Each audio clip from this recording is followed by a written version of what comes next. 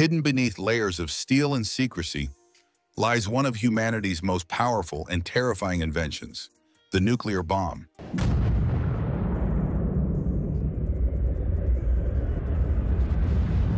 But how does a lump of uranium turn into a city-flattening explosion? In this video, we take you deep inside the process, from mining radioactive rock to triggering a chain reaction that releases energy equal to thousands of tons of TNT. We'll break down the science, the engineering, and the razor-thin precision that goes into every single step. No fluff, no fiction, just a clear, fascinating journey through the making of a weapon that changed the course of history forever.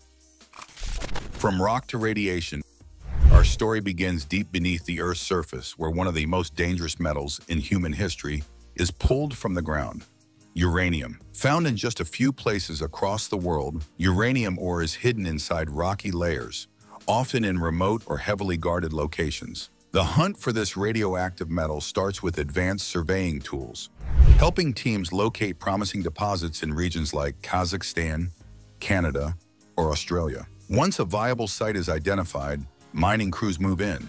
In open-pit mines, massive machines carve through the land like a mechanical army, creating deep craters. In other areas, underground tunnels are drilled, carefully reinforced to avoid collapses.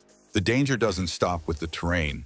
Uranium ore itself is radioactive, so safety becomes critical. To keep miners safe, especially in unstable tunnels, remote-controlled bulldozers and loaders are often used.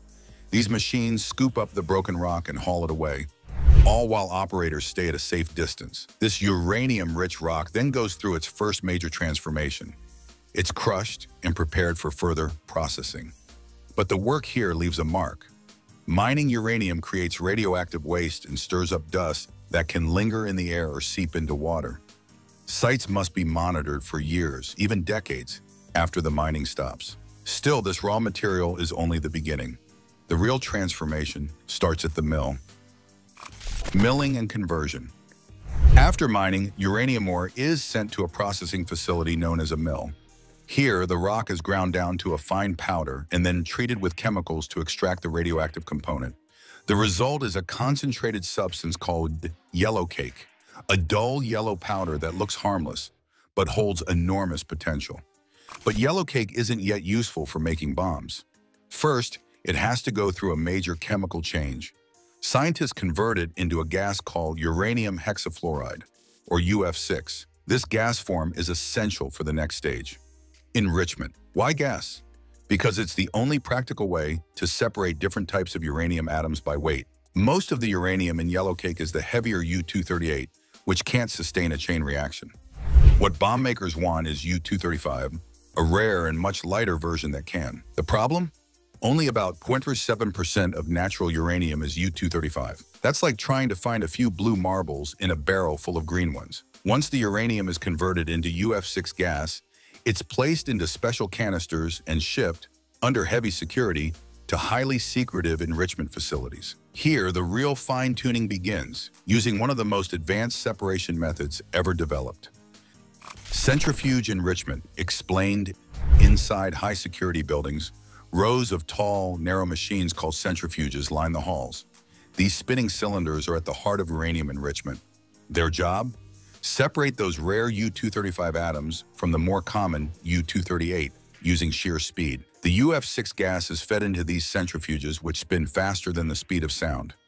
Thanks to centrifugal force, the heavier U-238 moves to the outside wall, while the lighter U-235 drifts toward the center. This subtle separation is repeated again and again in a series of connected machines called a cascade. It takes thousands of these machines running non-stop to slowly increase the percentage of U-235. For nuclear power plants, the goal is around 35%. But for weapons, the concentration must be pushed beyond 90%. This process takes months and requires enormous energy and expertise. The entire operation is heavily monitored. International watchdogs like the IAEA use cameras and inspections to make sure countries aren't secretly producing weapons-grade uranium. Still, enrichment remains one of the most sensitive and controversial steps in making a nuclear bomb. The basics of nuclear fission. So what makes enriched uranium or plutonium so dangerous? It all comes down to a simple but powerful principle: nuclear fission. When a neutron hits a U-235 or plutonium-239 nucleus, the atom splits apart. That split releases energy plus more neutrons, which then hit other atoms, creating a chain reaction. But it's not easy to make this happen on command. For fission to take place, a critical mass of material is needed, enough atoms close together to sustain the reaction. Too little and nothing happens. Too much and the reaction goes out of control. In bomb design, scientists use this idea to their advantage. The goal is to bring subcritical masses of fissile material together very suddenly, so they reach critical mass all at once. If done correctly, the chain reaction spreads through the core in microseconds, unleashing a massive burst of energy. If the assembly isn't perfect, the result might be a fizzle, an underwhelming explosion. But if the design works, the results are catastrophic. The first successful test of this idea was the Trinity explosion in 1945, which lit up the desert and changed warfare forever. Fission is what powers on all nuclear weapons. But how the material is arranged and how the explosion is triggered varies between bomb types. Two paths to destruction. There are two main ways to build a nuclear bomb, each using a different fissile material and a different triggering method. The first was the uranium-based design called Little Boy, used on Hiroshima. The second was the plutonium-based Fat Man, dropped on Nagasaki. Little Boy was simpler. It used a gun-type method. Two pieces of uranium-235 were kept separate until detonation. When fired together inside a barrel using conventional explosives, they formed a supercritical mass and exploded. It worked, but it was bulky and inefficient. Fat Man, on the other hand, used plutonium-239, which couldn't be triggered with a gun-type design. Instead, engineers created a highly complex implosion method. They surrounded the plutonium core with shaped explosives designed to compress it evenly from all sides. This required perfect symmetry, like slamming a soccer ball from every direction at once. The science of implosion was developed using something called explosive lenses, carefully crafted layers that shaped the shockwaves inward. Though far more complicated, the implosion design proved more powerful and would go on to become the basis of most modern nuclear bombs. Each method had its own challenges. Gun-type bombs were easier to design but less efficient. Implosion bombs were harder to build but produced a far greater yield. Either way, the path was now clear. Humanity had learned to release the power of the atom, not in laboratories but in weapons capable of leveling cities. The engineering of the warhead. At the heart of every nuclear bomb lies a core engineered with extreme precision. It's not just about having uranium or plutonium, it's about shaping and aligning them so perfectly that even the tiniest error could mean failure. In a uranium bomb like Little Boy, the warhead includes two main parts: a hollow uranium-235 projectile and matching target rings. Together, they weigh over 140 pounds and are designed to fit together like puzzle pieces. The projectile is launched down a smoothbore barrel, using conventional explosives to collide with the target and trigger a chain reaction. Surrounding this setup are ultra-dense materials like tungsten carbide, built to withstand the heat and pressure during detonation. Near the center sits a key component, a polonium-beryllium neutron initiator. Its job is to release a flood of neutrons the moment critical mass is reached, starting the fission process. All of these pieces, projectile, target, initiator, and structural casing, are packed into a surprisingly plain-looking bombshell. Inside, though, it's one of the most intricate devices ever built. Once assembled and sealed, the warhead is ready for activation, and from that point on, there's no room for error. The arming and firing system. Once the bomb is airborne, precision takes over. The ignition sequence is designed to detonate the warhead at exactly the right moment. No sooner, no later. Before it's released from the aircraft, the weaponeer removes the arming plugs, safety devices that prevent premature activation. Once pulled, the bomb's internal battery activates, powering its sensors and timers. After about 15 seconds of free fall, the bomb hits 3,000 feet in altitude and switches to full readiness. Barometric sensors begin reading air pressure, estimating altitude with precision. At roughly 1,900 feet, the barometric reading triggers the next step. Now radar altimeters come into play. These sensors bounce signals off the ground and measure how long they take to return. When the radar confirms the altitude, the firing system is armed. Then everything happens in a split second. Electric primers ignite cordite charges that propel the uranium projectile into the target rings. The polonium initiators flood the core with neutrons, and the chain reaction begins. It's a meticulously timed sequence where every millisecond matters. Though the exterior may look ordinary, what happens inside is one of the most advanced engineering feats ever achieved. Triggering the blast. Radar. A nuclear bomb's timing relies not just on mechanics, but on sensors designed for absolute precision. The goal? Explode in midair, not on the ground, to spread the blast further and minimize fallout. As the bomb falls, barometric sensors track air pressure, gauging descent. When the right pressure is detected, around 1,900 feet, they close a circuit. That tells the system the bomb is near its detonation point. Next, radar altimeters activate. These small, curved antennas act like sonar, bouncing signals off the ground and timing their return. Only when multiple altimeters confirm the altitude does the bomb proceed to its final sequence. Airbursts are chosen for maximum destruction. They create wider shock waves and reduce radioactive debris. Engineers added several fail-safes to avoid accidental or mistimed explosions. A few hundred feet off could mean a failed mission. Once altitude is confirmed, the firing switch triggers. The cordite charges ignite, launching the uranium projectile into the target.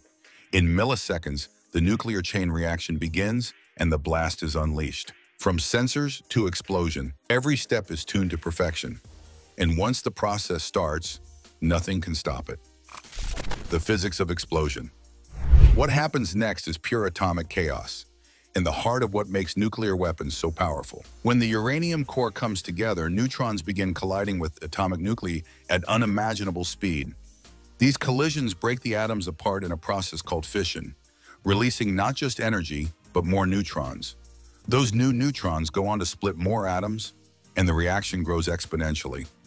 All of this happens in less than a millionth of a second. The result is a sudden, overwhelming release of heat, light, and radiation. A fireball forms, brighter than the sun, and temperatures reach several million degrees Celsius at the center. The surrounding air expands instantly, creating a shock wave that rips through everything in its path. The explosion releases energy in several forms. Heat, which causes fires, pressure, which levels buildings, and radiation, which damages living tissue. These effects ripple outward in concentric circles, each one marking a different zone of destruction. The chain reaction only lasts for milliseconds, but its effects are long-lasting. And what's most terrifying is that the explosion itself uses only a small fraction of the nuclear material. Most of it remains in the form of radioactive fallout, carried into the atmosphere to settle miles away from ground zero. It's this brief but catastrophic process, splitting atoms to release energy, that defines the nuclear bomb. It's not just a bigger bang, it's a completely different kind of explosion, one that rewrites the rules of warfare and leaves a lasting mark on everything it touches. Zones of destruction. Once the fireball fades, the true scale of destruction begins to settle in. Nuclear explosions create several distinct zones of devastation, each worse than the last. At the center is the total destruction zone, a radius where nothing survives. This is the heart of the fireball, roughly a third of a square kilometer, where temperatures are so high that steel melts and concrete vaporizes. Just outside that is the severe blast damage zone. Here, buildings are flattened, trees are stripped of bark, and people suffer fatal injuries from heat, pressure, or radiation. Fires rage out of control and emergency response becomes impossible. Beyond that is the moderate damage zone, stretching several kilometers.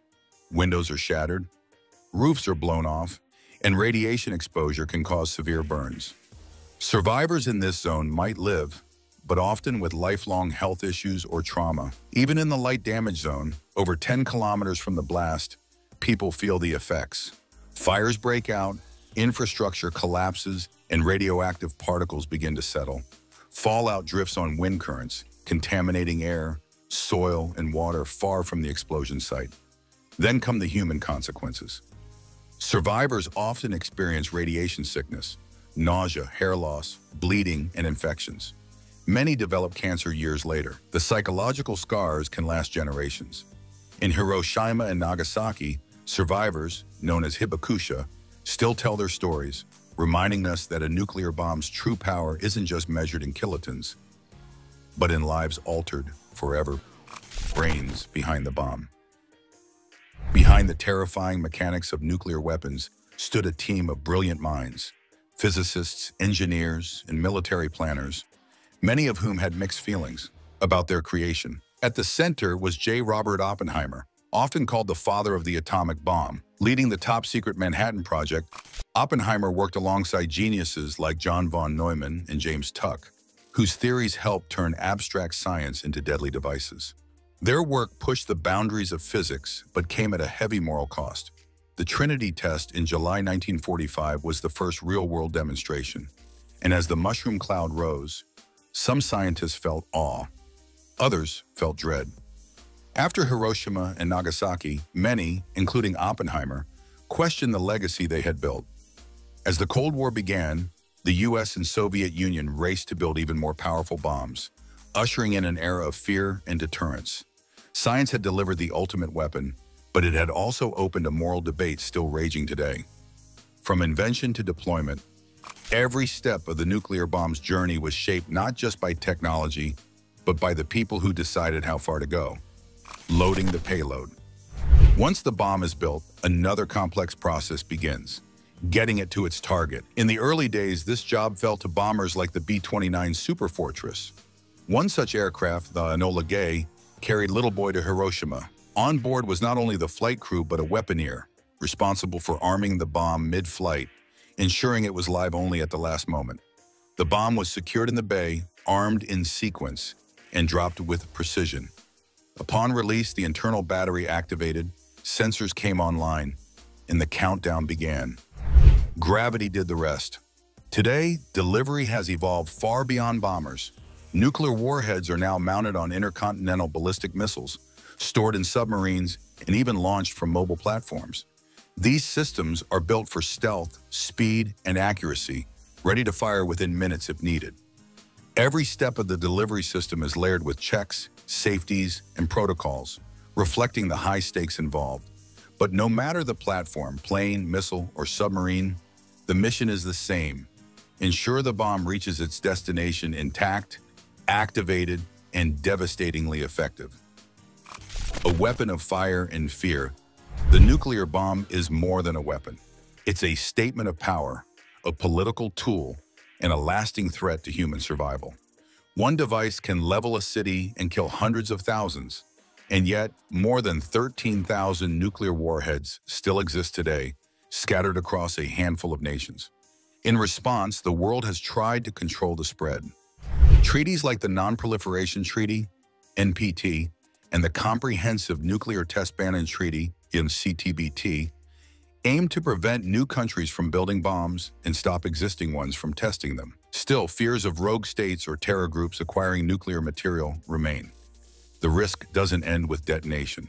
A full-scale nuclear exchange could trigger nuclear winter, a climate catastrophe that darkens skies, halts agriculture, and causes global famine. This worst-case scenario is why disarmament talks, though slow, are still alive. Decades after the first test, we live in a world shaped by nuclear weapons. Whether as tools of deterrence or symbols of destruction, they represent a fork in the road between repeating history or choosing a safer future. The bomb's shadow is long, and the question it leaves behind is simple. Now that we can build them, should we still? From rock to fireball, nuclear bombs are a deadly blend of science and precision. Like and subscribe for more powerful stories behind the world's most complex technologies.